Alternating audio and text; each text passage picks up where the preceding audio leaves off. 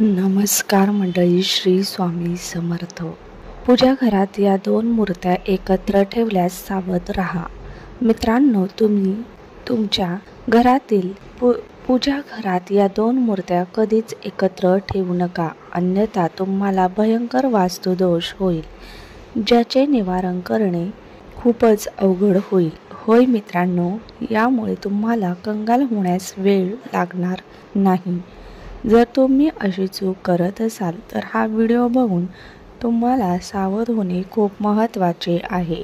मित्रांनो, आपल्या हिंदू धर्मात प्रत्येक घरात एक पूजास्थळ असणे आवश्यक आहे, किंवा असे म्हणू शकतो की एका छोट्याशा मंदिराची गरज असते, जिथे आपण दररोज आपल्या देवाची पूजा अर्चना करतो.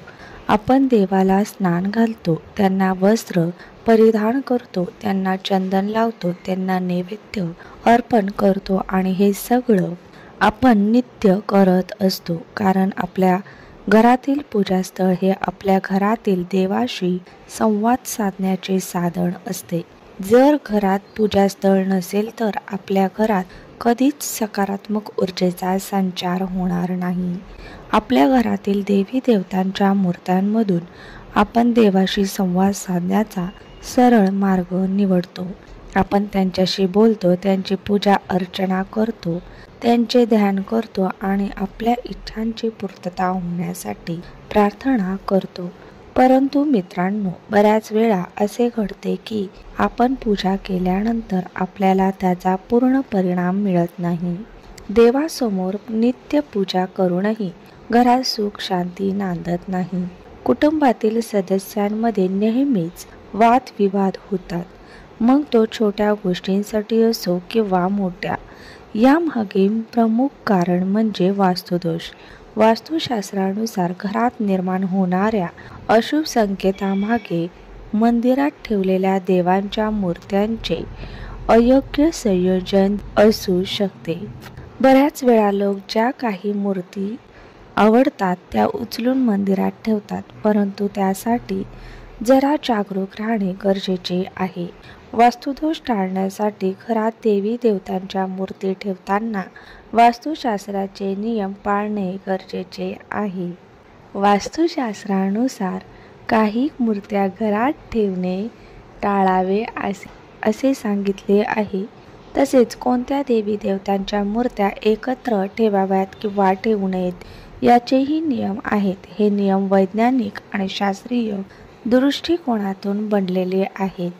जर तुम्ही हे नियम योग्य प्रकारे पाळले तर घरात नेहमीच सुख शांती राहील. मित्रांनो, जर हे नियम पाळले नाहीत तर घरात दुःख, दारिद्र्यता आणि आर्थिक संकटाचा सामना करावा लागू शकतो. घरातील सकारात्मक ऊर्जा नाहीशी होऊन नकारात्मक ऊर्जेचा प्रभाव वाढतो. यामुळे कुटुंबातील सदस्यांमध्ये वादविवाद होतात, निराशा निर्माण होते आणि कष्ट करूनही यश मिळत नाही. म्हणून वास्तुशास्त्रानुसार देवी देवतांच्या मूर्ती ठेवताना योग्य नियमांचे पालन करणे महत्त्वाचे आहे. तर मित्रांनो, असे होऊ नये म्हणून आपण वास्तुशास्त्राच्या दृष्टीने जाणून घेऊया की घराच्या मंदिरात नक्की कोणत्या देवी देवतांच्या मूर्ती ठेवाव्यात आणि कोणत्या मूर्ती कधीच ठेवू नयेत. तसेच सुख समृद्धी मिळवण्यासाठी कोणत्या देवी देवतांच्या मूर्त्या एकमेकांजवळ ठेवणे अत्यंत शुभ मानले जाते. वास्तुशास्त्रानुसार जर आपण काही विशिष्ट देवी देवतांच्या मूर्त्या आपल्या घराच्या मंदिरात योग्य पद्धतीने ठेवल्या तर त्याचे आपल्याला खूप चांगले परिणाम मिळू शकतात. पण त्याचवेळी जर काही देवी देवतांच्या मूर्त्या एकत्र ठेवल्या गेल्या तर त्याचे परिणाम अतिशय अशुभ होऊ शकतात, कारण आपल्या शास्त्रामध्ये काही विशिष्ट देवी देवतांच्या मूर्त्या एकत्र ठेवण्यास मनाई केली आहे.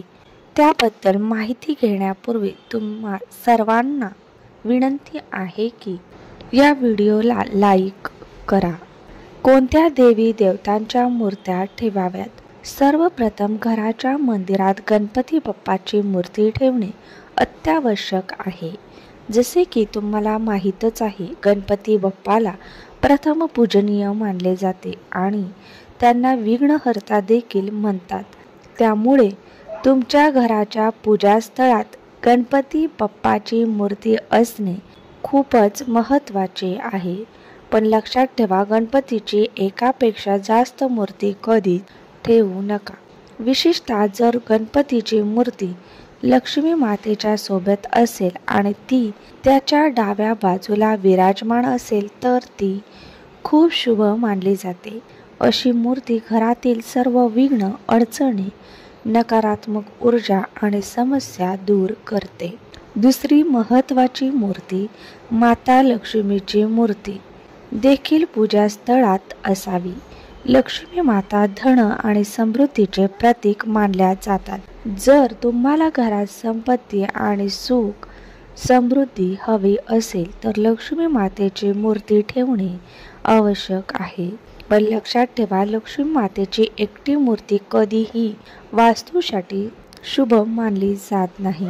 त्यामुळे लक्ष्मी मातेच्या मूर्तीसोबत भगवान विष्णू, नारायण यांची मूर्ती किंवा फोटोही ठेवावा. लक्ष्मी माता सदैव भगवान नारायणाच्या सोबत राहतात, कारण भगवान नारायण हे जगाचे पालन करणारे आणि लक्ष्मी मातेचे पती आहेत. जर तुम्हाला पाहिजे की लक्ष्मी माता नेहमी प्रसन्न राहाव्यात तर त्यासाठी तुम्ही नेहमी भगवान नारायणाची पूजा आधी करावी. असे केल्यास लक्ष्मी मातेबरोबर भगवान नारायणही प्रसन्न होतात, ज्यामुळे तुमच्या घरात संपन्नता आणि वैभव कायम टिकून राहते. लक्ष्मी गणेश यांची संयुक्त पूजा. धनप्राप्तीसाठी तुम्ही लक्ष्मी मातेची पूजा आणि गणपती बाप्पाची संयुक्त पूजा करावी.